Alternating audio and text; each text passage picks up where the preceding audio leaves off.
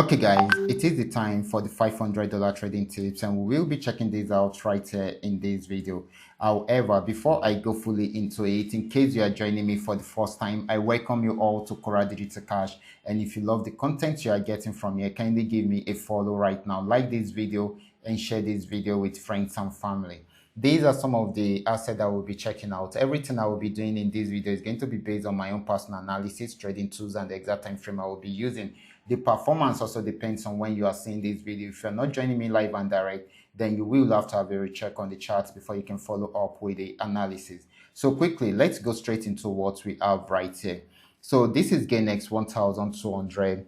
Just like I said in the morning, this had been on a very strong downtrend for some days right now, and I told you that it's still going to sell more because this is where it's going to, as you can see, it broke out from where we met it in the morning, and of course right now it is still selling and it is yet to get to this region. Okay, so this is going to be more of a selling opportunity than a buying opportunity.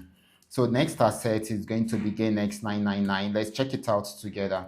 This is GainX 999. This had been on uptrend for a while, but after getting to this resistance, it was unable to break out from there. So it went on downtrend, had a pullback, and of course, it will be going down again. And of course, once it breaks out from here, then it's going to sell more. So this is going to be more of a selling opportunity than a buying opportunity also. Let's check out PayNext 1200. This is PayNext 1200. This has been on downtrend right from here, and of course it has gotten to this support region. It has not been able to break out below it, so it's trying to go back into an uptrend right there. So I expect more of a buying opportunity right from there, except if it breaks out below that support region. Now let's check out PayNext 999.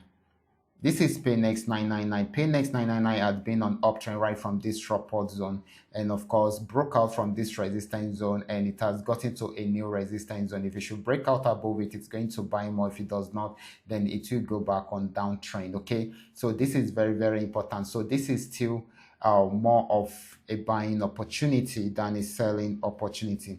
The last asset is going to be FX volume 80. This is FX volume 80.